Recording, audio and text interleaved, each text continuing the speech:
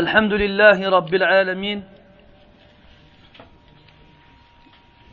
والعاقبة للمتقين ولا عدوان إلا على الظالمين وأشهد أن لا إله إلا الله وحده لا شريك له وأشهد أن محمدا عبده ورسوله صلى الله عليه وعلى آله وأصحابه إلى يوم الدين. Mes frères, je remercie Allah tabaraka wa ta'ala de nous avoir permis d'accomplir ensemble un des actes obligatoires qui incombe aux musulmans. Et je vous remercie mes frères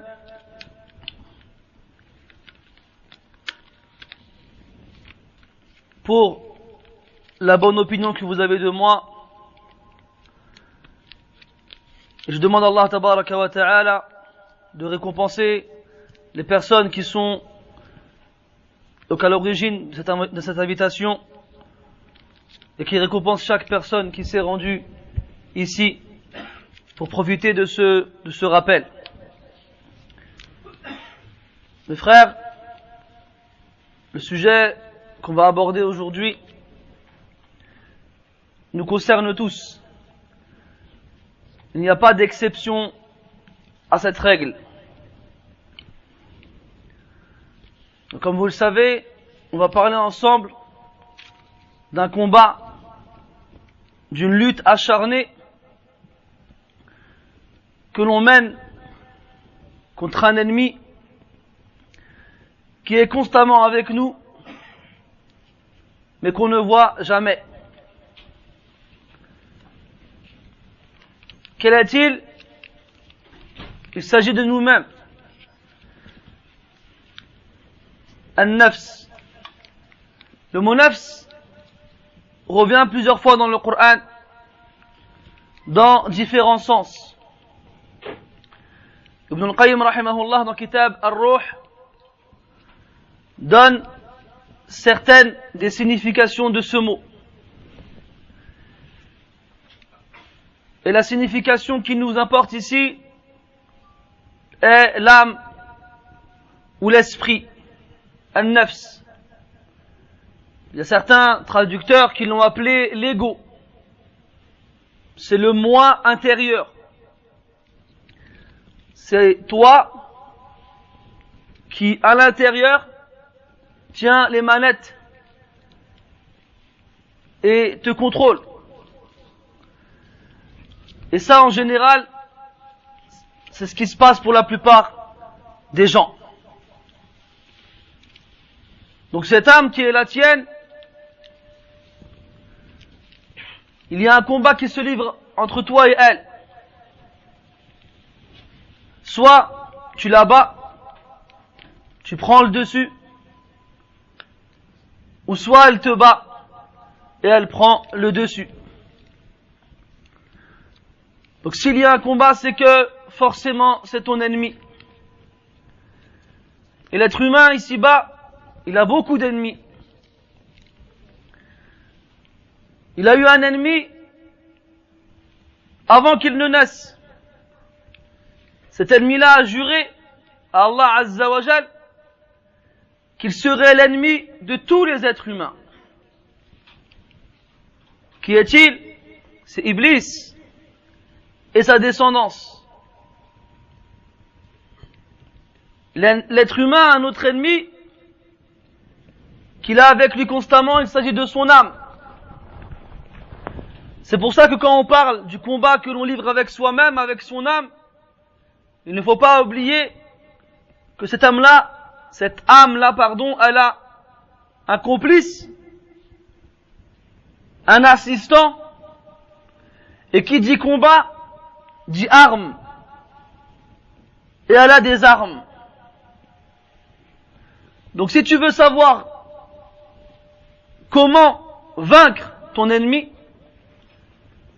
il faut savoir d'abord qui est ton ennemi et quelles sont ses ressources pour pouvoir ensuite lui livrer un combat dans lequel tu auras plus de probabilité de le battre. Donc le pire de tes ennemis est celui que tu as entre tes deux côtes, entre tes côtes. Cette âme qui a été créée, ammaratun bis-sou, elle a été créée et dans un caractère où elle ordonne le mal. وهي أيضا ميالة إلى الشر, et elle tend beaucoup vers tout ce qui est néfaste. Donc les âmes tendent vers le mal et sont à l'origine mauvaises et font du mal. Premièrement, on a dit qu'elles étaient à l'origine mauvaises. Comment est-ce qu'on peut prétendre cela?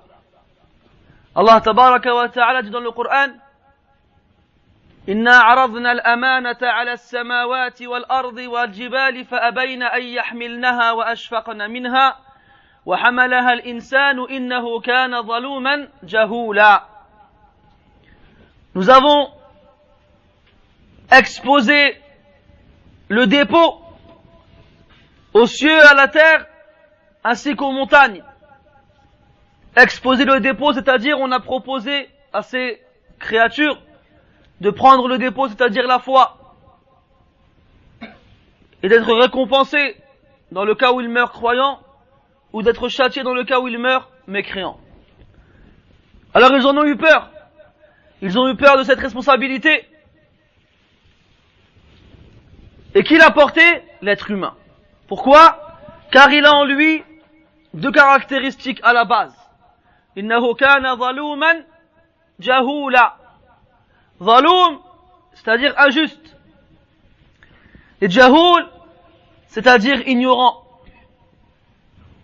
Et ces deux caractéristiques, lorsqu'elles sont combinées, amènent forcément au mal.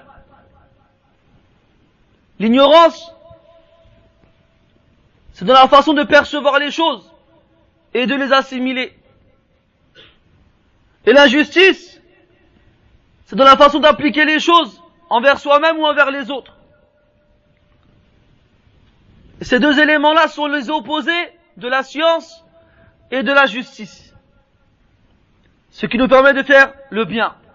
Donc les éléments qui sont présents initialement chez l'être humain le poussent à faire du mal. L'ignorance et l'injustice. Et cette information nous amène à comprendre que quand l'être humain, il a une âme pure qui appelle au bien, ce n'est pas de lui-même, mais c'est une réussite qu'Allah lui a accordée.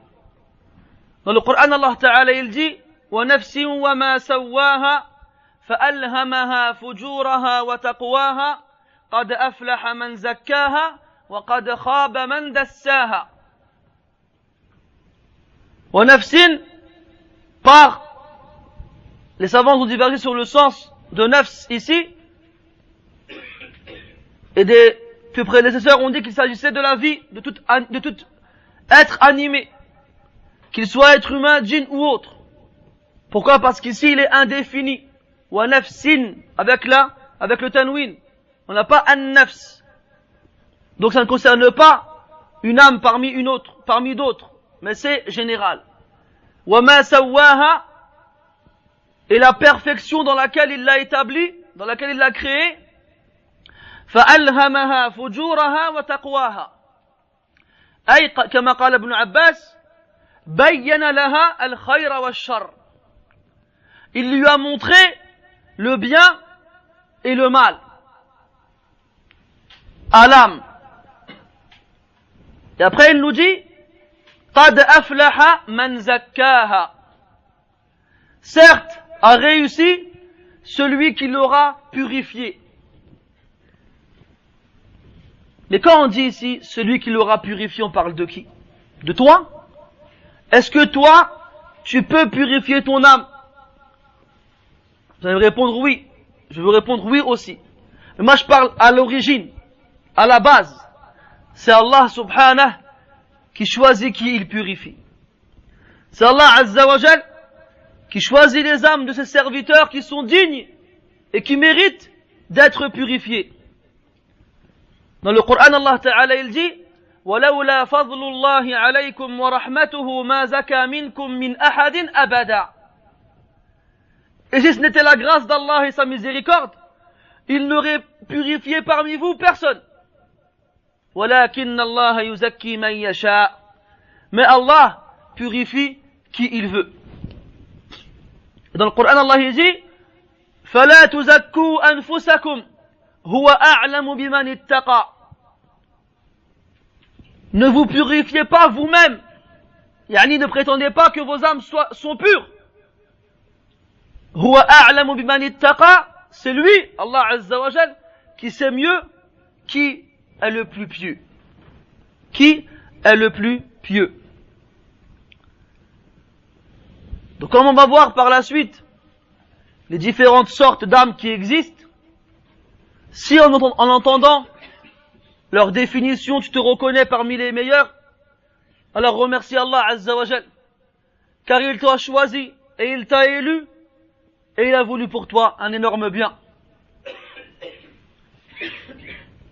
Donc je disais, cette âme-là, à la base, elle appelle au mal.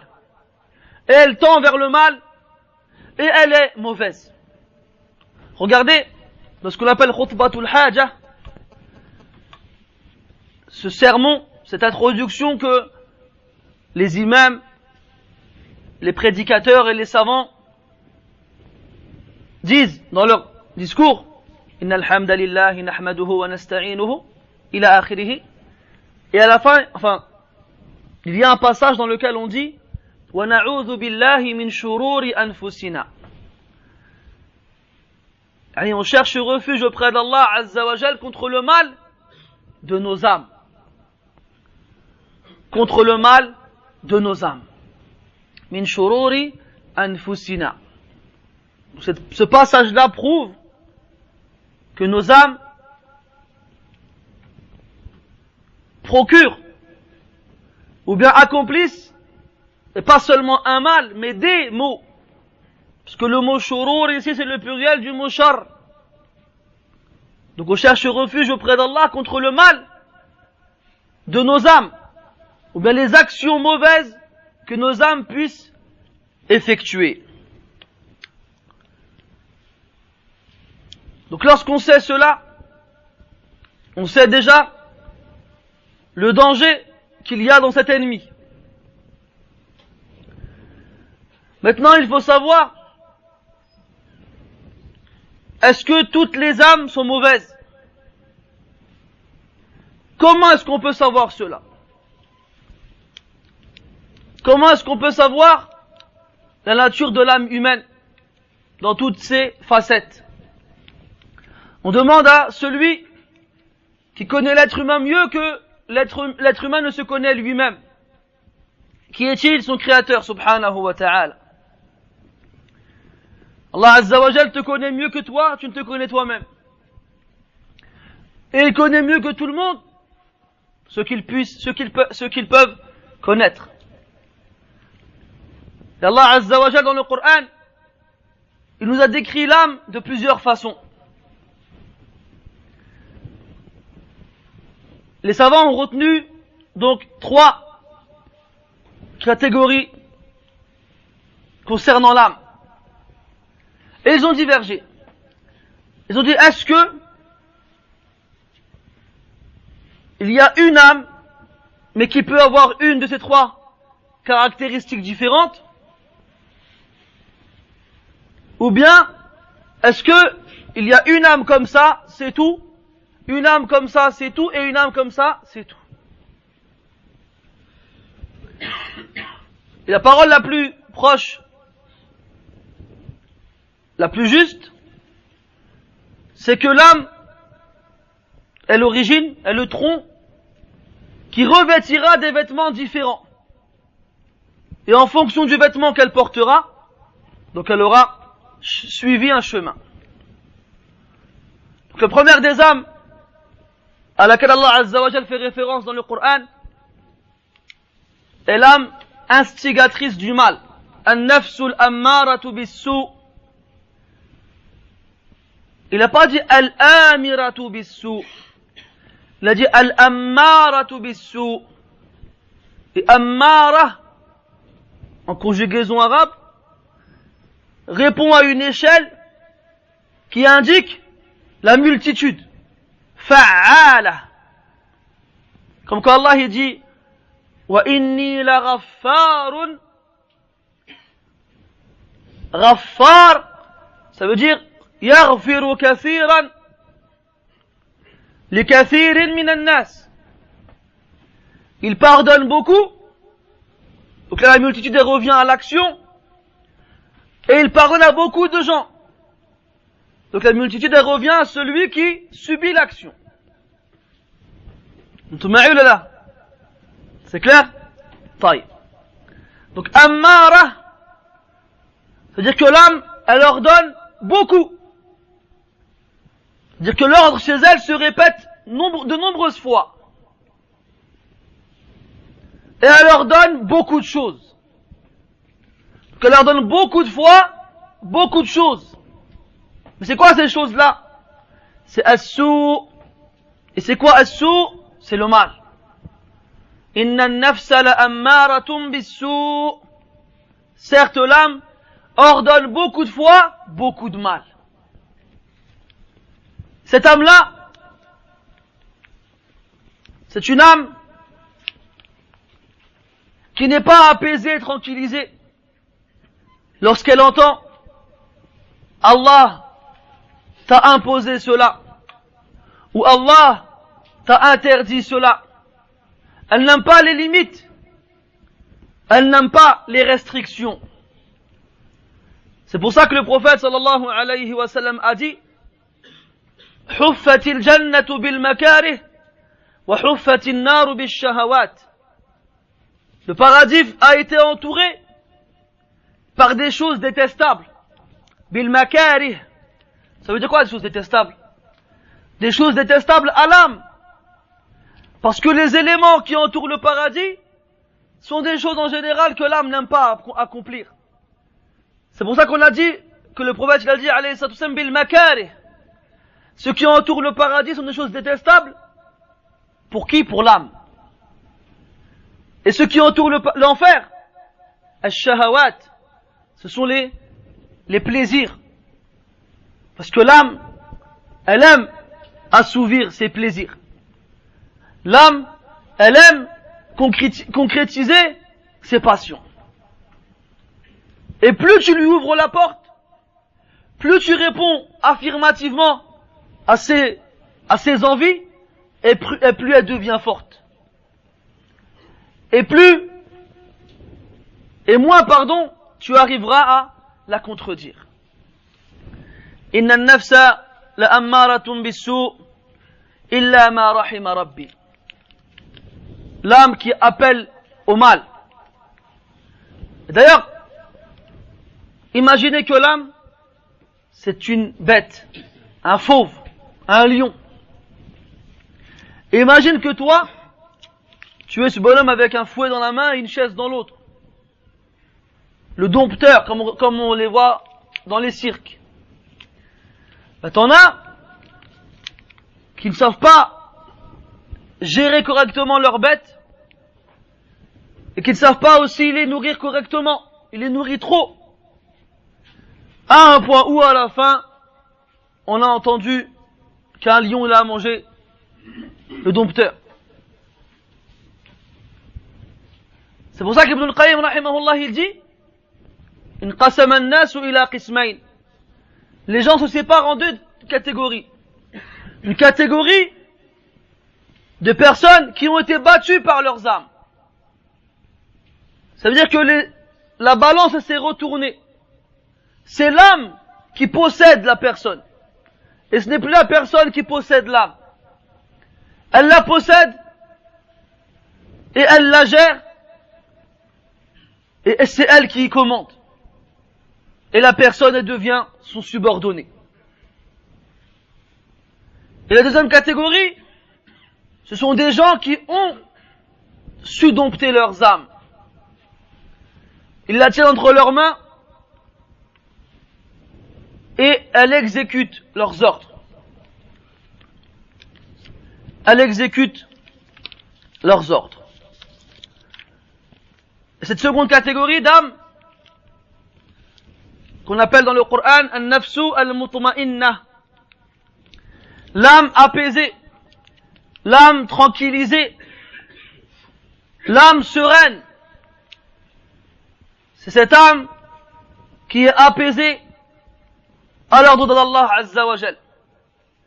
C'est cette âme qui est sereine lorsqu'elle évoque son nom.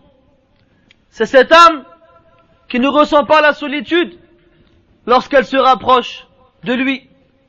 C'est cette âme qui ressent un manque quand elle n'est pas dans l'adoration de son Seigneur. C'est cette âme qui, lorsqu'elle entend Allah t'a ordonné cela, qui répond de façon réjouie,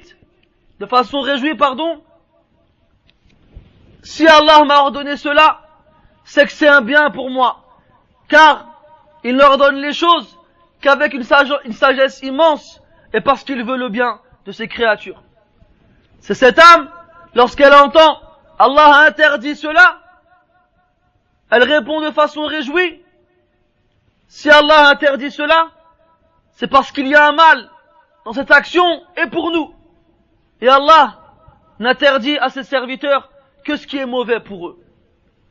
Et elle n'éprouve pas de mal, elle n'éprouve pas de manque, à s'abstenir d'effectuer une action qui est interdite. Et toi, si tu veux savoir ton degré de sérénité au niveau de l'âme, regarde la vitesse que tu as à accomplir les ordres d'Allah Azza wa Jal et à t'éloigner de ce qu'il a interdit. Et sache que plus tu seras rapide à l'obéissance d'Allah et au fait de s'éloigner de sa désobéissance, et plus tu seras rapide sur le pont qui passe au-dessus de l'enfer pour arriver au paradis. Car comme vous le savez, ce pont sera traversé par les croyants et chaque personne le traversera à une vitesse qui ira avec son degré de piété ici-bas. Plus il était pieux, et plus il passera vite. Le prophète dit alayhi salatu wassalam, فَمِنْهُمْ مَنْ يَمُرُّ كَلَمْحِ الْبَصَرِ. Il y en a parmi eux qui passeront comme en un clin d'œil. وَمِنْهُمْ مَنْ يَمُرُّ كَالْبَرْقِ. Et il y en a parmi eux qui passeront comme l'éclair. وَمِنْهُمْ مَنْ يَمُرُّ كَالرِّيَاحِ الْمُرْسَلَةِ أو كَالرِّيحِ الْمُرْسَلَةِ. Il y en a qui passeront comme le vent. D'autres comme les chevaux, les purs sangs qui atteignent des vitesses très élevées. D'autres comme les chameaux qui sont élevés pour la course. Et ainsi de suite. En fonction de tes actions ici-bas. وَالْجَزَاءُ مِنْ جِنْسِ الْعَمَلِ. Et la rétribution est en accord avec la nature de l'action. Si tu étais rapide ici, dans l'obéissance d'Allah Azza wa Jal, alors tu seras rapide sur ce pont. Si tu étais lent ici, dans l'obéissance d'Allah Azza wa Jal, alors tu seras lent sur ce pont. Regarde le croyant lorsqu'il est enterré et lorsque les anges viennent l'interroger et lorsqu'il répond correctement et qu'Allah Azza wa Jal lui ouvre une porte vers le paradis et que les branches des arbres du paradis descendent à un point où elles sont proches de lui et que les tapis du paradis sont déployés devant lui et qu'il sent l'odeur du paradis et qu'un homme vient avec une apparence belle, une apparence magnifique, avec une odeur magnifique et des vêtements très beaux, et que le croyant ne le reconnaît pas, lui dit qui es-tu? Un visage tel que le tien n'apporte que des bonnes nouvelles. Il lui répond, je suis tes bonnes actions. Nous t'avons connu ici-bas que rapide dans l'obéissance d'Allah et lent dans la désobéissance d'Allah, alors Allah t'a rétribué de la meilleure façon. Plus t'es rapide ici-bas pour obéir à Allah, et plus les choses seront faciles pour toi après la mort. Wal-aksu bil-aksi. Et vice versa. Ça veut dire que plus tu es lent ici, à obéir à Allah, et puis les répercussions de ta lenteur se feront voir par la suite.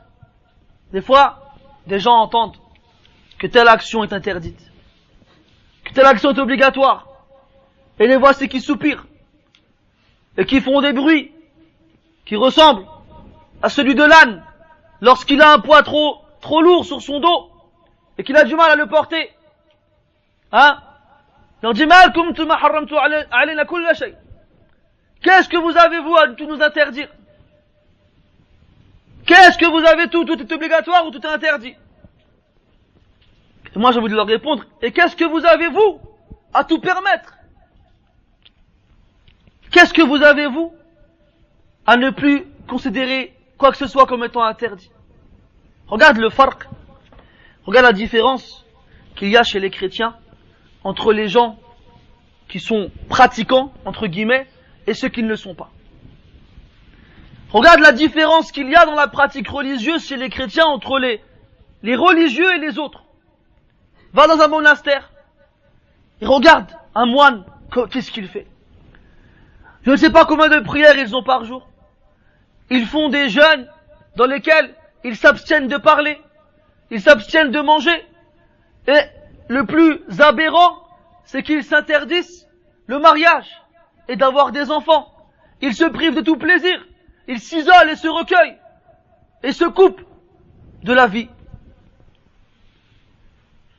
Chez les chrétiens, tu vois la différence entre celui qui prétend être religieux et l'autre. Omar ibn al-Khattab radiyallahu anhu passait dans un chemin, il a aperçu un moine assis par terre en train de lire l'Injil, en train de lire l'évangile. Et ce moine, quand Omar l'a vu, il a été touché, car il a vu des vêtements sales, des vêtements déchirés, il a vu de la maigreur dans le visage de cette personne-là. Et en plus de cela, en lisant l'Injil, il pleurait. Omar l'a regardé comme ça, et il s'est mis à pleurer aussi. Il a dit, Omar, pourquoi pleures-tu? Il a dit, je l'ai vu, et j'ai pensé au verset où Allah Ta'ala, il dit, Amilatun nasibah. Amilatun, elles ont œuvré. En parlant des visages des gens d'ici-bas qui seront humiliés le jour du jugement. Hal ataka hadithul ghashiyah wujuhu yawma idhin khashi'ah amilatun nasibah.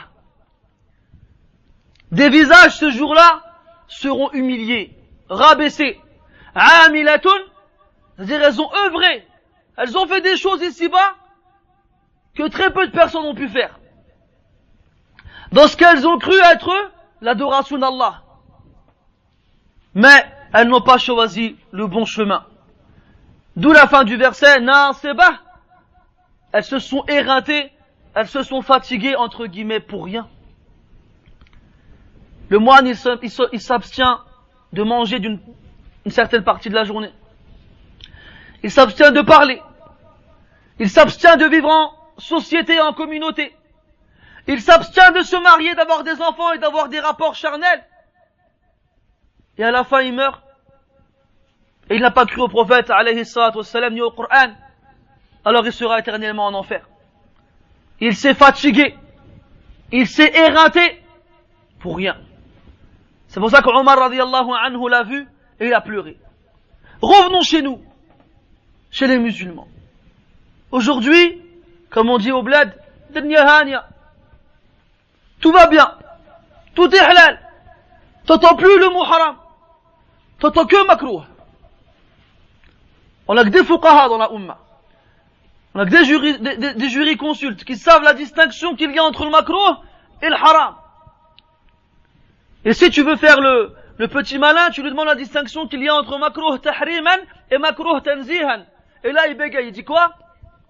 Tu m'as ramené à un élément supplémentaire, tu m'as perdu là. Tu n'entends plus wajib ou bien fard, tu entends mustahab. Le mot bid'a, on n'en parle même plus. Ce qui est étonnant, c'est que les imams, ils disent tous dans le début de leur discours, kullu bid'atin dalalah wa kullu dalalatin fin nar. Chaque innovation est un égarement et chaque égarement est dans l'enfer. Mais t'entends personne parler de bid'a. Comme s'il n'y avait pas de bid'a. Et moi, ce qui me tue, c'est des gens qui font des actions que personne dans le monde musulman ne fait, et ça les gêne pas. Ça les perturbe pas, ça les dérange pas.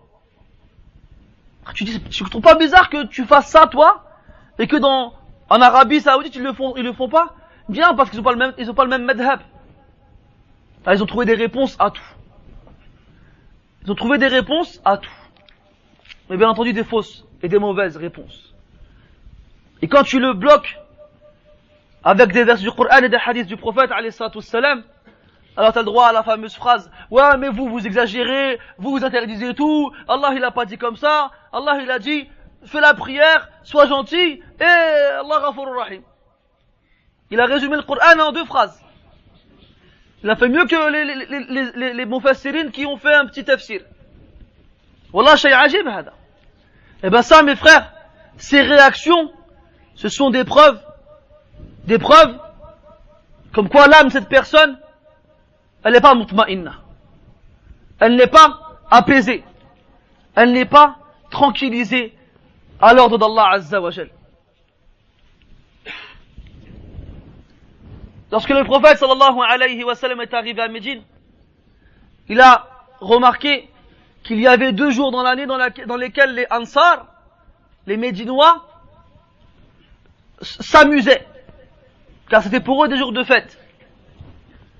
Le prophète sallallahu alayhi wa sallam leur a dit, Ma hadhani al-yawman? Quels sont ces 2 jours? Ils ont répondu, ce sont des jours dans lesquels nous amusons. Alors le prophète leur a dit, alayhi salatu wassalam, Inna Allah qad abdalahuma bima huwa khayrun minhuma. Allah les a remplacés par ce qui est meilleur qu'eux. Eid al-Fitr wa Eid al-Adha. Donc l'Eid de la fin du Ramadan et l'Eid qui va bientôt arriver du sacrifice. Est-ce que tu as entendu toi un Ansari dire, oui mais non, nous on préférait nos jours Ta'bakri? On préférait les jours qu'on avait avant nous? Non, personne.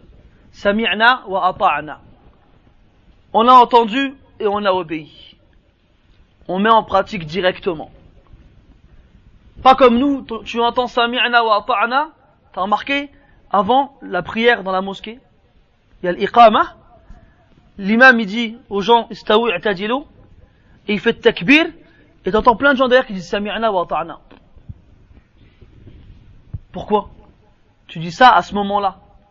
D'où tu ramènes ça? Qui c'est qui a dit ça? Va savoir. Sami'na wa ata'na, tu le dis avant de faire la prière. Mais quand on te ramène à l'ordre d'Allah Azza wa Jal, ou du prophète alayhi salatu wassalam, il n'y a plus de Sami'na wa ata'na. Il y a du Sami'na wa asayna. On l'a entendu et on désobéit. Donc l'âme al-mutma'inna, c'est l'âme qui est apaisée, tranquillisée à l'ordre d'Allah Azza wa Jal.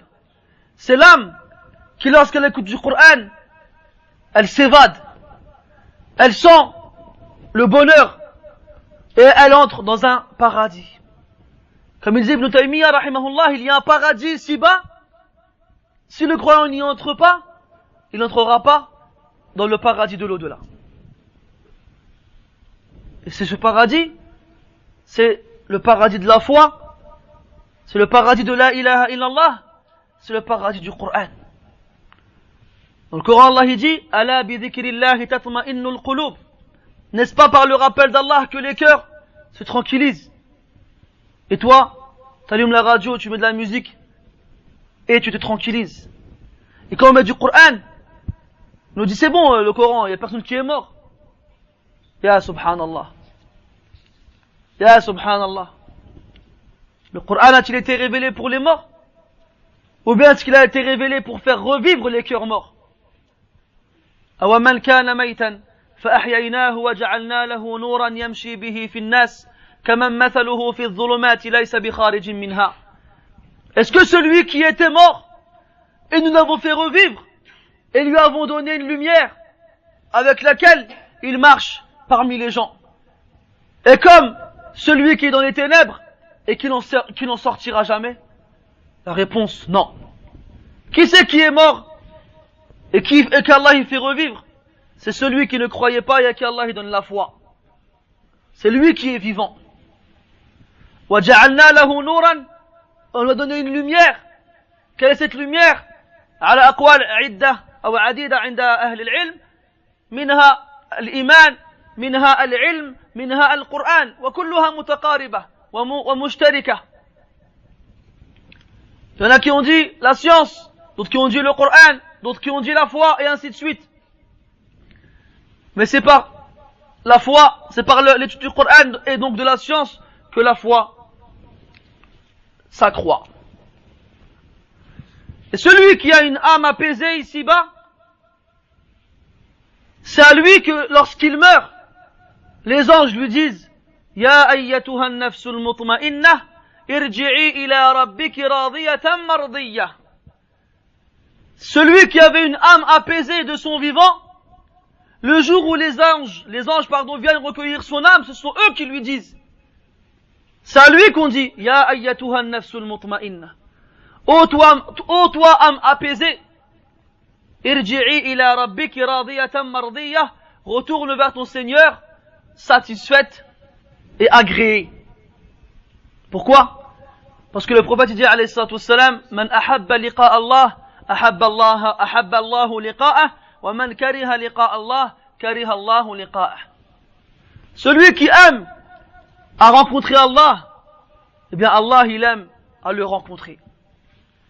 Et celui qui déteste à rencontrer Allah, eh bien Allah il déteste à le rencontrer. Alors Aïcha radiyallahu anha elle a dit, Ya Rasulallah, adhalika al-maut, fakulluna nakrahu al-maut. Est-ce que tu fais référence à la mort? Mais nous détestons tous la mort. C'est-à-dire qu'on déteste tous mourir. Donc elle a eu peur que ça voudrait dire qu'on déteste rencontrer Allah. Pourquoi tu lui as dit non? Il lui a dit, lorsque le croyant s'apprête à mourir, Allah Azza wa Jal lui fait voir ce qu'il attend comme délice et récompense dans l'au-delà. Alors, il aime à rencontrer Allah et Allah il aime à le rencontrer. Quant au mauvais, lui avant de mourir, Allah il lui fait voir les affres et les châtiments qui l'attendent. Alors il déteste à rencontrer Allah parce qu'il sait que ce qui viendra après sera pire. Et Allah il déteste à le rencontrer. Donc celui qui a vécu apaisé dans sa foi et dans sa pratique religieuse et à l'ordre d'Allah, lui quand il va mourir, il sera apaisé parce qu'il sait que ce qu'il attend par la suite sera beaucoup mieux.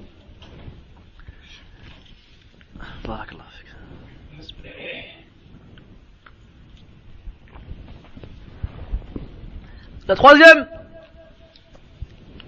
troisième vêtement de l'âme, dans le Coran, Allah Azza wa Jal la nomme Al-Lawwama.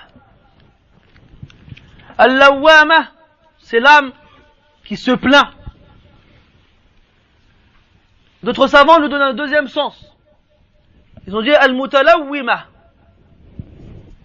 شمعناه مأخوذ من الفعل تلوم أي التي لا تثبت على حالة واحدة. Les savants ont dit, dans le verset où Allah Ta'ala dit لا أقسم بيوم القيامة ولا أقسم بالنفس اللوامة. Je jure par le jour de la résurrection et je jure par l'âme qui se plaint, Al-Lawwama, ou bien qui ne reste pas fixe dans un état unique. Et en fait, la majorité voit que c'est le premier sens, Al-Lawwama min al-lawm, ça veut dire la plainte. Et le deuxième sens est en fait une finalité du premier. Comme on va le voir par la suite. Donc les deux prédécesseurs disaient que l'âme du croyant, elle se plaint constamment. Elle plaint son propriétaire du bien qu'il n'a pas accompli et du mal dans lequel il est tombé. Le croyant sincère, quand il accomplit une action, il est dans un débat avec lui-même. Est-ce qu'il était sincère? Ou bien, est-ce que j'ai bien récité? Ou bien, est-ce que j'ai fait correctement mon adoration? Même si les années passent, il réfléchit encore. Est-ce que j'ai bien fait le tawaf quand j'étais à la Mecque? Est-ce que je me suis réveillé à temps pour la prière? Et lorsqu'il est sûr que oui, il y a eu un manquement de sa part, alors il dit, mais ya, subhanallah, pourquoi j'ai fait ça? Pourquoi je n'ai pas fait ça constamment? Et le croyant, il est comme ça. L'impie, le mauvais, lui, il n'a aucun scrupule à accomplir le mal, et il n'a aucune voix dans la tête qui lui dit, pourquoi tu as fait ça? Il n'a pas quelqu'un à l'intérieur de lui qui lui fait un quelconque reproche. Lui, il fait le mal, wala yubali, et il ne s'en soucie pas. أما المؤمن فتراه دائما في جدال مع نفسه يقع عليه لوم نفسه في كل وقت وحين. Le croyant, tu le verras toujours dans un débat avec son âme, et il subira les plaintes de son âme. Et il vaut mieux subir les plaintes de son âme ici-bas pour se corriger par la suite tant que le cœur bat dans notre poitrine, plutôt que d'attendre le jour de la résurrection où tu débattras avec ton âme réellement et tu parleras avec les membres de ton corps, mais il n'y aura plus rien à faire. Le prophète sallallahu alayhi wa sallam nous dit que le jour du jugement, il y a un homme qui dira, Ya Allah, n'as-tu pas promis que tu serais juste envers moi? Alors Allah Azza wa Jal lui répond, bien entendu. Alors, l'homme il dit, Ya Allah, je n'accepterai de témoin contre moi aujourd'hui personne si ce n'est moi. Le seul témoin que j'accepterai, c'est moi-même. Alors Allah Azza wa Jal lui dira qu'il en soit ainsi. Donc lui, en demandant cela, il voudra ruser, en croyant qu'il peut berner Allah Azza wa Jal. Et Allah Azza wa Jal lui dira qu'il en soit ainsi. Et il lui scellera la bouche, il ne pourra plus parler. Et ses membres se mettront à parler à sa place. Les yeux diront, Ya Allah, Ana lil haram ra'ayt. Wa taqulu al-udhun, Ya Allah, Ana lil haram sami'at. Wa taqulu al-yadan, Ya Allah, Ana lil haram مسكت أو مسست. وتقول الرجلان يا الله أنا إلى الحرام مشيت. Et ainsi de suite. Chaque membre il dira Ya Allah, c'est moi qui ai vu le haram, c'est moi qui l'ai entendu, c'est moi qui l'ai touché, c'est moi qui me suis dirigé vers lui. Alors, lorsque les membres auront fini de dénoncer leur propriétaire, Allah rendra usage de la parole à cette personne-là. Et voici qui parlera avec ses membres. Il leur dira, Wailakun, fa inni kuntu ankunna unadil. Il leur dira, malheur à vous, c'est vous que je tentais de défendre. Dans le Coran, Allah il reprend ce passage. Et il dit, وَقَالُوا لِجُلُودِهِمْ لِمَ شَهِدْتُمْ عَلَيْنَا قالوا أنطقنا الله الذي أنطق كل شيء. Et ils dirent à leurs âmes, pourquoi avez-vous à leur peau, pardon, pourquoi avez-vous témoigné contre nous? Alors leurs peaux leur répondront, nous avons parlé, nous c'est Allah qui nous a fait parler, et il fait parler qui il veut, ou bien toute chose. Alors si tu veux avoir le dessus sur le débat que tu as avec ton âme, fais-le ici. tant que tu en es capable. Amma fil akhirah, tu n'auras pas le dessus. Et c'est eux qui auront le dernier mot.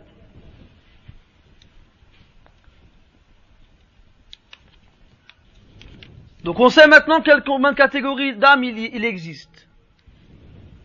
L'âme qui appelle au mal, l'âme qui est apaisée, et l'âme qui se plaint. Donc l'âme qui nous fait défaut, c'est l'âme qui appelle au mal. Cette âme-là, elle n'agit pas toute seule. Même si elle le pourrait très bien.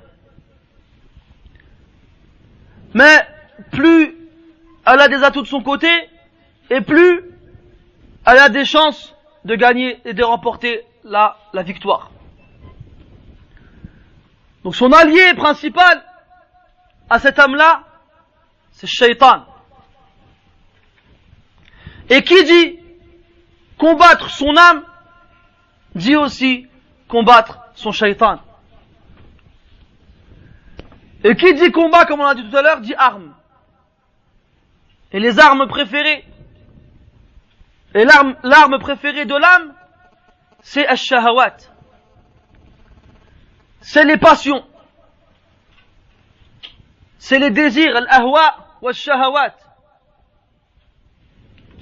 Et comme on l'a dit, si tu te laisses commander et contrôler par ton âme, et que tu lui réponds à l'affirmatif, à chacune des demandes qu'elle effectue, eh ben, tu deviens, sans le savoir et sans le vouloir, un de ses adorateurs. Dans le Coran, Allah Ta'ala, il dit, أَفَرَأَيْتَ مَنِ اتَّخَذَ إِلَهَهُ هَوَاهُ. As-tu vu celui qui a fait de ses passions son Dieu? Il a fait de ses passions son Dieu. Parce que quand son âme, elle lui dit, fais ça, il dit, sami'na wa ata'na. Il dit, on a entendu et on a obéi. Quand elle lui dit, ne fais pas ça, il dit, sami'na wa ata'na. On a entendu et on a obéi. Quand elle lui dit, rapproche-toi de cela, il y va en courant. Quand elle lui dit, éloigne-toi de cela, il s'en écarte, sans prendre le temps de se retourner, en marche arrière. Donc le fait d'obéir aveuglément à son âme est grave. Et peut amener très loin. Donc on voit l'importance de ce combat que l'on doit mener constamment contre elle, contre cette âme-là, et qu'on sache que ce combat ne finira que lorsque notre vie finira. C'est un combat qui dure jusqu'à la fin de notre vie. C'est un combat qui s'arrête avec le dernier battement de cœur.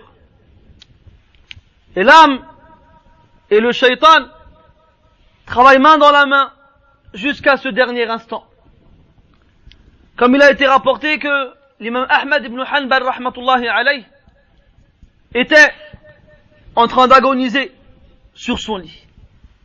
Il vivait ces derniers instants. Et son fils Abdullah était à son chevet. Et donc l'imam Ahmad rahimahullah, à cause de la fièvre et de la maladie, perdait conscience de temps en temps. Il s'évanouissait. Et à un moment, il a ouvert les yeux, et il a regardé devant lui, et il a dit, la ba'd, la ba'd. Et il s'est réévanoui. La ba'd, ça veut dire pas encore, pas encore. Son fils, qui assiste à la scène, ne comprend pas ce qu'il se passe. Et il pensait que son père était en train de délirer à cause de la fièvre. Plus tard, lorsque son père se sentait mieux, et qu'il avait repris ses esprits, son fils lui a dit, Ya abati, oh mon père, pendant tes inconsciences, tu as ouvert les yeux, tu as crié pas encore, pas encore. Pourquoi as-tu dit cela? Il a répondu qu'il a vu Shaitan apparaître devant lui et lui dire: Ya Ahmed, ça y est, t'as réussi, tu nous as échappé, bravo. Il est en train de vivre ces derniers moments. Et l'imam Ahmed y répond: non, pas encore, pas encore. Pourquoi? Parce qu'il est toujours vivant. Toujours vivant. Et Iblis, il sait pertinemment que tant que le cœur de l'être humain bat, il peut trouver un moyen de l'égarer. Comme dans ce athar qui a été rapporté, lorsque Iblis fut chassé du ciel, il a dit: Ya Allah, wa izzatika wa jalalik, la urwiyannahum ma damat arwahuhum fi ajsadihim. فقال الله تبارك وتعالى: وعزتي وجلالي لأغفرن لهم ما داموا يستغفرونني. Iblis, il a dit: Ya Allah, par ta puissance, ta majestuosité, je les égarerai tant que leurs âmes seront dans leur corps. Tant que ton âme est dans ton corps, eh ben Iblis, il va tout faire pour t'égarer. Et Allah, il lui a répondu: par ma puissance et ma gloire, je leur pardonnerai tant qu'ils imploreront mon pardon. Donc ton âme t'appelle à assouvir tes passions et tes désirs. Et Iblis t'appelle à mécroire en Allah Azza wa Jal, à délaisser le bien, à accomplir le mal. Et leurs armes sont nombreuses et variées.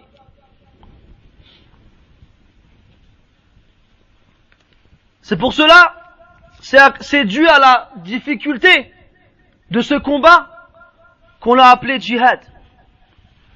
On l'a appelé mujahada et djihad مصدران لفعل واحد كما هو معلوم في قواعد اللغة العربية إذا كان الفعل على وزن فاعل جاء وزن مصدره على وزن فعال أو مفاعلة. Donc le verbe jahada, ça veut dire livrer un combat. Et comme on le sait, combattre, tu ne peux pas combattre tout seul. Si toi tu tapes quelqu'un, on dit battre. Un tel a battu un tel. Mais s'il y a des coups des deux côtés, on dit que c'est un combat. Donc il faut être deux pour combattre. Mujahadatun nafs. Donc cette bataille que l'on livre, on l'a appelée djihad. On l'a appelée bataille. On l'a appelée combat. Ibn Taymiyyah rahimahullah, il dit que la bataille, la guerre, au vrai sens du terme, c'est un fara', comment tu traduis fara'? Quelqu'un me donne un coup de main? Merci. Ça découle de la bataille contre son âme. Parce que tu ne peux pas combattre un ennemi concret qui en veut à ton din, qui en veut à ta foi, si tu n'as pas réussi à battre l'ennemi qui est entre tes côtes. Donc la bataille concrète découle de la bataille abstraite. La bataille avec l'ennemi humain, c'est un dérivé de la bataille contre l'âme. Donc quand on a su plus ou moins maintenant les types d'âmes qui existent, et laquelle est dangereuse pour nous, et quel est son complice, et quelles sont les armes qu'elle peut utiliser, il nous reste à savoir maintenant comment la combattre. Comment faire pour que cette âme soit pour toi un animal dompté et ne soit pas celui qui tient la cravache, et que toi tu sois l'animal, la bête entre ses mains. Donc je disais justement tout à l'heure, je voulais en venir à ça. Donc le fait que ce combat soit difficile à ce point qu'il ne s'arrête qu'avec la fin de la vie. C'est pour ça que le prophète il a dit alayhi salatu wassalam, Al-mujahidu man jahada nafsah wal muhajiru man hajara ish al-khataya ou comme قال alayhi salatu wassalam. Al-mujahid, c'est celui qui combat son âme. C'est celui qui combat son âme. S'il sait combattre son âme, alors il saura combattre le reste de ses ennemis. S'il n'a pas eu le dessus sur son âme, il ne pourra pas avoir le dessus contre un autre de ses ennemis. C'est pour ça que Omar ibn al-Khattab, radiyallahu anhu, quand il a envoyé Sa'd ibn Abi Waqqas dans la région du Shem, et qu'il y avait une bataille avec, donc, les occupants de l'époque, il a envoyé une lettre à Sa'd, et il lui a dit dans cette lettre-là, ô Sa'd, méfie-toi de tes péchés, plus que tu ne te méfies de tes ennemis. Méfie-toi de tes péchés, plus que tu ne te méfies de tes ennemis. Et comme tu fais attention autour de toi en temps de guerre à l'ennemi, sa position, ses stratégies, l'étendue de son territoire ou bien la force qu'il peut avoir, alors fais attention à ton âme et à tes péchés encore plus. Fais attention à ton âme et à tes péchés encore plus. Les savants ils disent que la bataille contre l'âme repose sur 4 éléments essentiels. 4 éléments que l'on retrouve dans une sourate du Coran que tout le monde connaît. Premièrement, c'est combattre son âme sur le fait d'apprendre les moyens de rester sur la voie droite, les moyens d'accomplir des actions pieuses. Car pour qu'une action elle soit pieuse, il faut 2 conditions. Qu'elle soit réservée à Allah Azza wa Jal, qu'on ne l'ait fait que pour Allah. Et la deuxième, qu'elle soit en conformité avec la sunna du prophète sallallahu alayhi wa sallam. Si tu veux que ton action soit pieuse, il faut absolument qu'il y ait ces 2 conditions dedans. Sinon elle ne sera pas acceptée. Donc comment faire si tu ne sais pas quelle est la sunna du prophète alayhi salatu wassalam? Donc tu te dois de combattre ton nafs, ton âme, pour l'apprentissage de ta religion. Et nous tous ici, nous savons à quel point il est difficile d'étudier, malgré toutes les facilités qu'on a.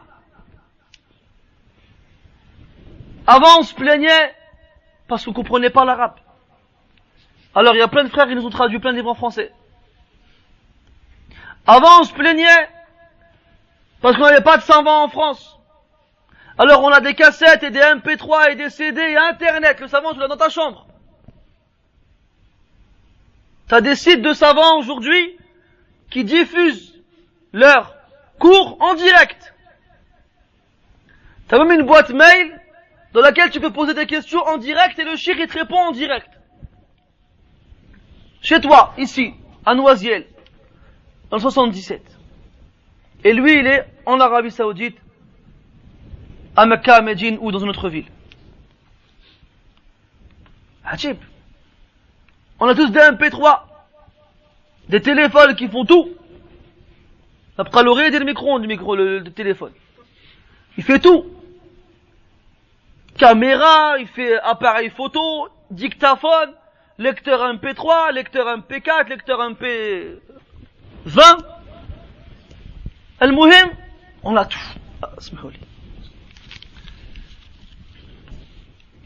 Alors, où ils sont? Là, où ils sont les chouyours? Où sont-ils? T'as des frères, ils ont dans leur téléphone le Coran entièrement resté par plusieurs lecteurs différents. Regarde.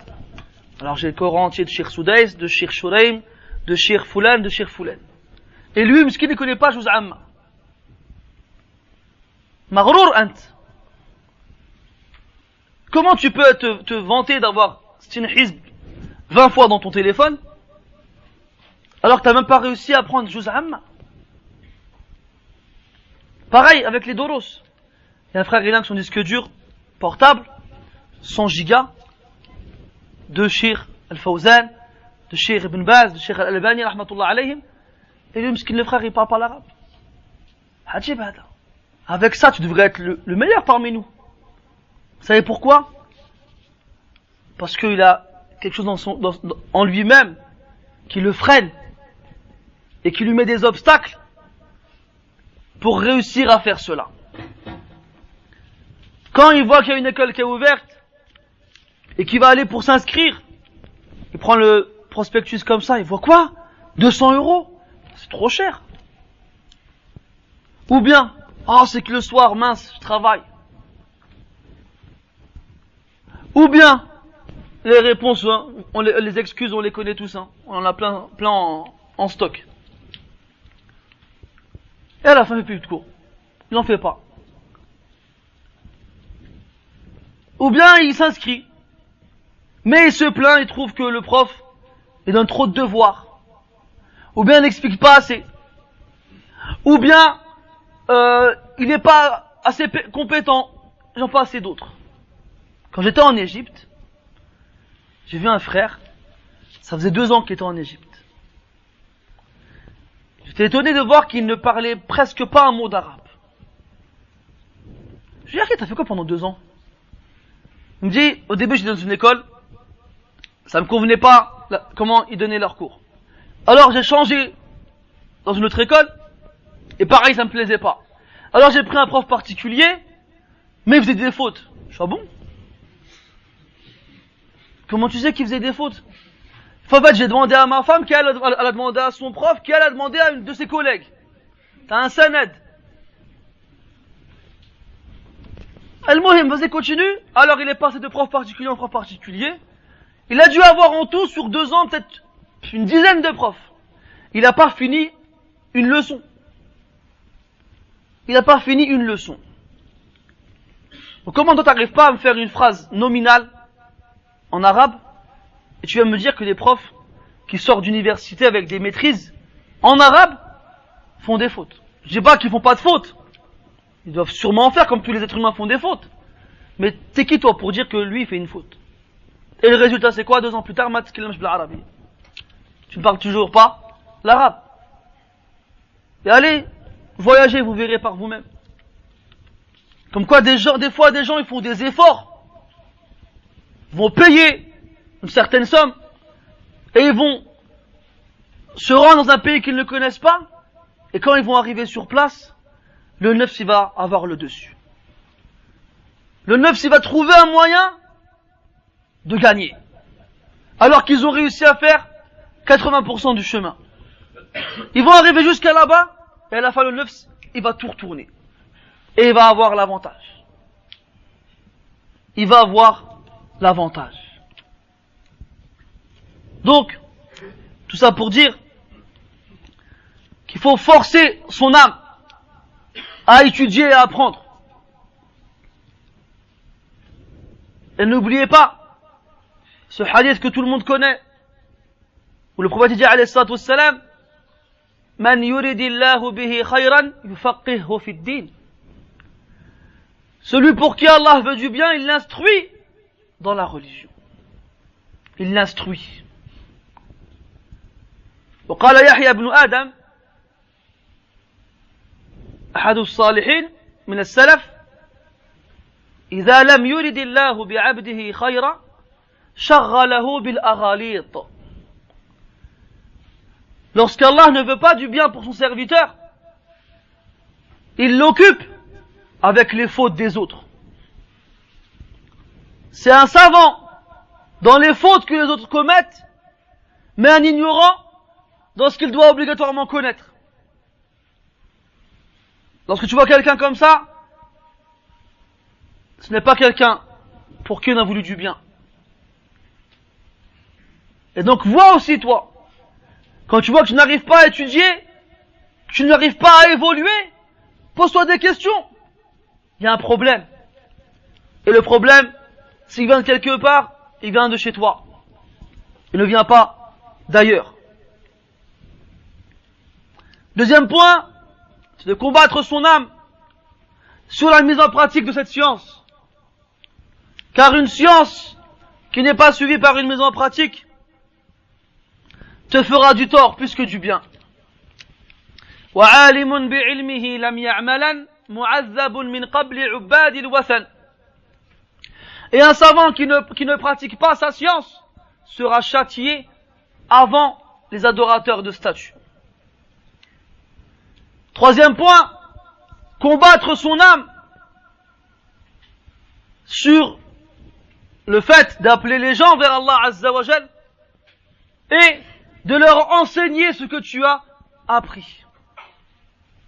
Il y a des gens qui apprennent, masha'Allah, et qui mettent en pratique, mais qui le gardent pour eux. Qui ne le transmettent pas comme ils ont aimé le trouver chez les autres et le prendre de chez les autres. Et le prophète, alayhi salatu wassalam, nous a bien mis en garde contre le fait de cacher une science. Kitmanul ilm. Comment toi, Allah, il t'a ouvert les portes de la science et de la mise en pratique, et tu la gardes pour toi, et tu n'en fais pas profiter les autres. Et ceci fait partie des grands péchés. Celui qui a caché une science sera ligoté, comment on dit, bâillonné avec des liens en feu le jour du jugement. Des liens en feu, ou du moins des liens de feu le jour du jugement.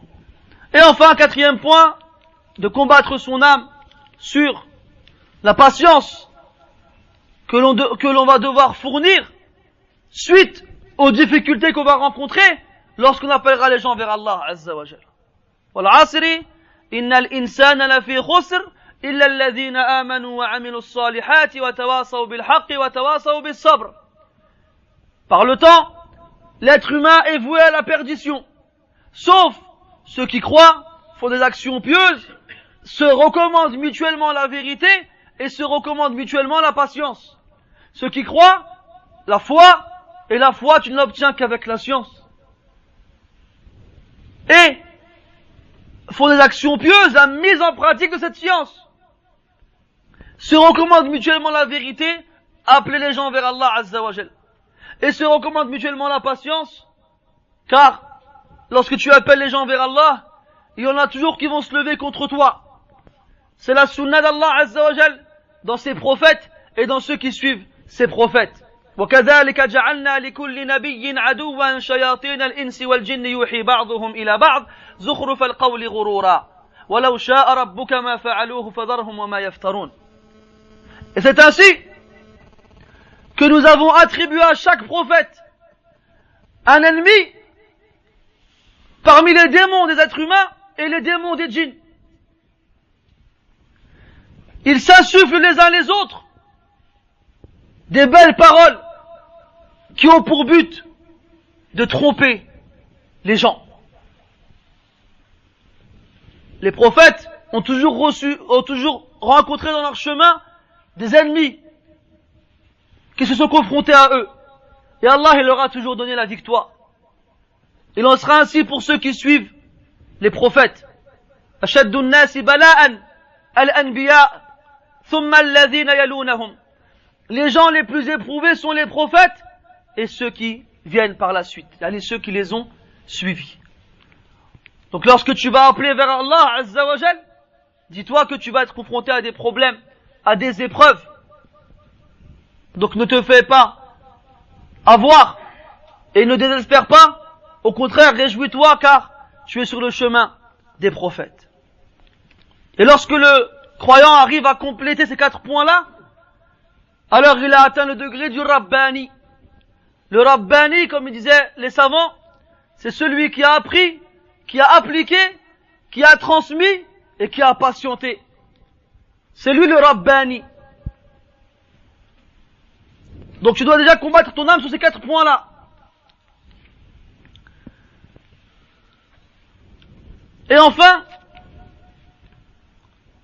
pour t'aider à ne plus écouter ton âme et à ne plus te faire tromper par elle, il y a des moyens qui facilitent cela. Facilite bien sûr, tout est relatif. Parmi ces points-là, le fait d'examiner son âme et de reconnaître en elle tous ses défauts. Et de reconnaître en elle tous ses défauts. Les gens les plus perdus et les plus trompés sont ceux qui croient être parfaits. Mais plus tu sais que ton âme a des défauts, et moins elle a de la valeur à tes yeux, et plus il t'est facile de ne pas l'écouter et d'être en contradiction avec elle. Les vieux prédécesseurs qui ont rempli les livres d'histoire de leurs paroles pleines de sagesse, de leur science, de leur dévotion, de leur ascétisme, lorsqu'ils parlaient d'eux-mêmes, on dirait qu'ils parlaient d'une personne qui pour toi était la pire. Et les exemples sont très nombreux. Et comme il disait les prédécesseurs, rahimallahu rajulan, arafa qadra nafsih. Qu'Allah fasse miséricorde à un homme qui connaît la valeur de son âme. Lorsqu'il marche et qu'il rencontre les gens, pour lui tout le monde est meilleur que lui. Il y avait certains prédécesseurs qui lorsqu'ils faisaient le pèlerinage et qu'ils se retrouvaient sur Arafat et qu'ils voyaient les pèlerins tous revêtus du ihram en train d'invoquer Allah Azza wa Jalla et de pleurer et de se recueillir et de se repentir, ils disaient Ya Allah, ne rejette pas leurs invocations parce que je suis parmi eux. Ça c'est des imams dans la piété qui disent ça. Ils disaient Ya Allah, ne rejette pas leurs invocations parce que moi je suis parmi eux. Il y en a d'autres qu'on voyait pleurer après le pèlerinage. On leur disait Subhanallah, pourquoi pleures-tu? Tu devrais te réjouir. Allah t'a permis de faire le pèlerinage. Et lui répondait j'ai peur qu'Allah n'a accepté de personne parce que j'étais là. Alors que ces gens-là, ils ont rempli les livres d'histoire, comme on l'a dit tout à l'heure, de leur piété et de leur crainte. Eux ne se faisaient pas avoir lorsque les gens s'agglutinaient autour d'eux et qui leur posaient des questions et qui leur embrassaient la tête et les mains et les pieds même des fois et qui leur ramenaient des cadeaux. Quelqu'un de normal, il va se sentir supérieur aux autres. Eux, c'était l'inverse complètement. Comme Sufyan al-Thawri, rahimahullah, une fois il était à la Mecque et les gens l'ont reconnu. Alors ils ont couru, ils se sont mis autour de lui. Alors il s'est mis à pleurer. Ils ont dit Ya Aba Abdillah, ma yubkik? قال أخشى أن تكون هذه الأمة قد ضاعت إذا احتاجت إلى مثلي. Je crains que cette communauté se soit perdue s'ils ont besoin de quelqu'un comme moi. Sufyan al-Thawri rahimahullah qui dit ça. Et Ibn Mas'ud radiyallahu anhu, un jour qu'il sort de chez lui, il voit les gens qui le suivent. Et il leur a dit لو تعلمون ذنوبي لما وطئ عقب اثنان ولحثيتم التراب على رأسي. Il a dit si vous connaissiez mes péchés, il n'y aurait pas eu de personne qui marcherait derrière moi. Et vous auriez, au contraire, recouvert ma tête de sable. On te racontait parmi les morts. Ça c'est Ibn Mas'ud qui dit ça radiyallahu anhu. Et toi, quand tu marches dans la rue, tu as le nez tellement dans le ciel qu'on a l'impression que tes pieds ne touchent pas le sol. Alors qu'Allah Azza wa Jalla décrit les croyants dans le Coran en disant وعباد الرحمن الذين يمشون على الأرض هونا. Et les serviteurs du tout miséricordieux sont ceux qui, lorsqu'ils marchent sur terre, marchent humblement, modestement. Ne marchent pas avec le nez vers le ciel. Comme ceux qu'Allah dit dans le Coran, d'où Allah Ta'ala parle, وَلَا تَمْشِ فِي الْأَرْضِ مَرَحًا إِنَّكَ لَن تَخْرِقَ الْأَرْضَ وَلَن تَبْلُغَ الْجِبَالَ طُولًا. Ne marche pas sur terre plein de glorioles, comme ils disent en français. Yani, comme un vantard. Tu ne fendras pas le sol avec tes pieds, tu ne le déchireras pas, et tu n'arriveras jamais à la taille des montagnes. Mais toi, non. Moi, c'est bon. Masha'Allah, je vais à la mosquée. Masha'Allah, je fais la prière. Masha'Allah, j'ai fait le jeûne cette année entièrement. Masha'Allah, des fois, je fais ci. Masha'Allah, des fois, je fais ça. Et tu te vois déjà au paradis. Tu te vois déjà au paradis. Il y avait un salaf qui disait, lorsque tu vois quelqu'un de plus vieux que toi, dis-toi qu'il est meilleur que toi. Car il a adoré Allah Ta'ala plus que toi. Et lorsque tu vois quelqu'un de plus jeune que toi, dis-toi qu'il est meilleur que toi, car il a moins désobéi à Allah Ta'ala que toi. Et un autre, qui est arrivé à 60 ans, et il s'est dit, ça fait combien de jours? 60 ans. Il est arrivé à un certain nombre, je m'en souviens plus c'était combien, c'était plus de 10 000. Beaucoup plus. Alors il a hurlé. Il nous dit, qu'est-ce qui t'arrive? Il a dit, 60 ans, ça fait 10 000 et quelques jours. Ça veut dire que si je meurs là, et que j'ai fait un péché par jour, j'arriverai devant Allah avec 10 000 et quelques péchés. Que dire alors si j'ai fait des milliers de péchés tous les jours? Comme c'est le cas pour nous. Comment après ça tu peux croire que tu es meilleur que les autres? Comment après ça tu peux croire que ton âme a une quelconque valeur? Tu connais les défauts de ton âme.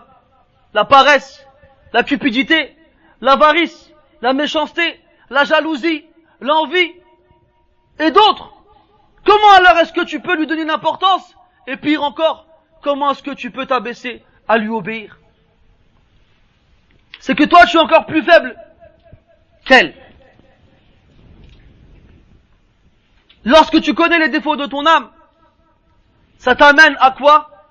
À la détester. À la détester. Car si tu aimes ton âme, tu as ce défaut, on appelle ça en français la mégalomanie, le culte de la personne, s'aimer soi-même. Tu te rappelles le Schtroumpf coquet? Dans les Schtroumpfs, il avait un miroir, il se regardait tous les jours dans le miroir, il se trouvait le plus beau, il se trouvait le meilleur et ainsi de suite. Le culte de soi-même, pas terrible exemple, hein, vous avez pas accroché. C'était pour détendre l'atmosphère. Al-Muhim, le culte de la personne. Quand tu t'aimes, tu te regardes dans le miroir, tu te dis, Psahtek. Il y a un problème. Comment tu peux t'aimer quand tu sais les défauts que tu as en toi? Et moi, je te ramène quelqu'un qui a les mêmes défauts que toi. Je te ramène quelqu'un, lui, il ment, il triche. Il est jaloux, il est avare, il est. Genre, il est comme moi, lui. Tu vas l'aimer? Là. Alors comment tu pourrais l'aimer, toi?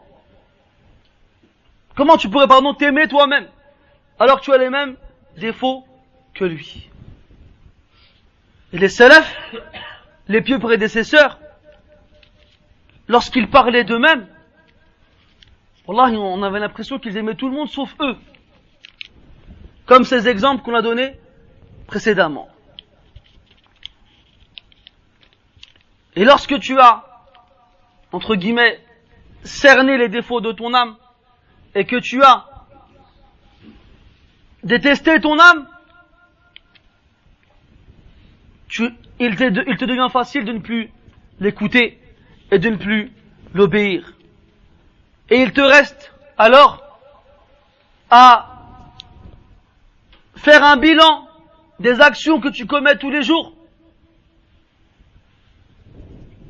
aussi sévèrement que le patron qui vient examiner, entre guillemets, les entrées d'argent que les employés ont fait. Remarquez aujourd'hui dans les supermarchés ou bien dans les restaurants, les patrons ils mettent des caméras au-dessus des caisses pour voir si le caissier il va pas prendre dans la caisse. À la fin de la journée, il fait l'inventaire. Combien de produits sont sortis? Combien d'argent il est rentré? Et il appelle un comptable pour faire ce bilan, pour être sûr qu'il n'a pas perdu un centime. Eh bien toi, fais la même chose avec tes actions. Prends, avant de dormir, quelques minutes et remémore-toi les actions que tu as faites aujourd'hui, bonnes et mauvaises. Les mauvaises, repens-toi à Allah et implore son pardon, car il est certes miséricordieux et pardonneur. Les bonnes, regarde si elles ont été bien faites. Regarde si tu aurais pu mieux les faire. Regarde si tu n'as pas fait d'ostentation. Est-ce que tu les aurais fait de la même façon si tu avais été tout seul? Fais al-muhasaba, le bilan, l'examen. Et comme Omar radiyallahu anhu disait, hasibu anfusakum qabla an tuhasabu, wazinuha qabla an tuzanu, falyawm amalun wala hisab, wa gadan hisabun wala amal. وتزينوا للعرض الأكبر يوم لا تخفى منكم خافية. Jugez-vous avant qu'on ne vous juge. Et pesez vos actions avant qu'on ne les pèse pour vous. Car aujourd'hui, il y a des actions, mais pas encore de jugement. Demain, il y aura un jugement et il n'y aura plus d'action. Et embellissez-vous pour le jour de la grande exposition, le jour où on va tous être appelés à comparaître devant Allah, le jour où rien de ce qu'on peut cacher restera caché. Et enfin, on conclut avec ces versets où Allah Ta'ala dit فَأَمَّا مَنْ طَغَى وَآثَرَ الْحَيَاةَ الدُّنْيَا فَإِنَّ الْجَحِيمَ هِيَ الْمَأْوَى وَأَمَّا مَنْ خَافَ مَقَامَ رَبِّهِ وَنَهَى النَّفْسَ عَنِ الْهَوَى فَإِنَّ الْجَنَّةَ هِيَ الْمَأْوَى. Quant à celui qui a été rebelle et a préféré la vie d'ici-bas, alors l'enfer sera son refuge. Et quant à celui qui a craint sa comparution devant son Seigneur et a interdit son âme de suivre ses désirs, alors le paradis sera son refuge. Tu veux que le paradis soit ton refuge? Alors interdis à ton âme de suivre ses passions. وَنَهَى النَّفْسَ عَنِ الْهَوَى. Ça doit être toi qui ordonne et qui interdit. Et c'est à elle d'obéir et pas l'inverse. Et ce combat il a lieu tous les jours. C'est pour ça qu'Ibn al-Qayyim dit rahimahullah qu'une âme elle peut être dans une heure mutma'inna ammaratun bis-sou' et lawwama. Elle peut être les trois en un clin d'œil. Parce que le combat il est toujours présent. Une fois t'as le dessus, une fois t'es battu, une fois tu te reposes, et ainsi de suite. Jusqu'au dernier souffle qu'Allah t'a écrit. نسأل الله تبارك وتعالى أن ينصرنا على أعدائنا وعلى أعداء أنفسنا ونسأله تبارك وتعالى أن يجعل أنفسنا مطمئنة لأمره راضية لقضائه وقدره. سبحانك اللهم وبحمدك أشهد أن لا إله إلا أنت نستغفرك ونتوب إليك وصلى الله وسلم وبارك على محمد وعلى آله وأصحابه أجمعين وبارك الله فيكم ومعذرة على الإطالة.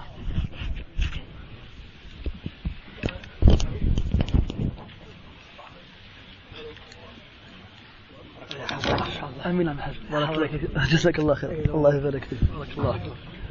قلت سبع لغات عربية. ايوه ليس يقول سبع لغات عربية.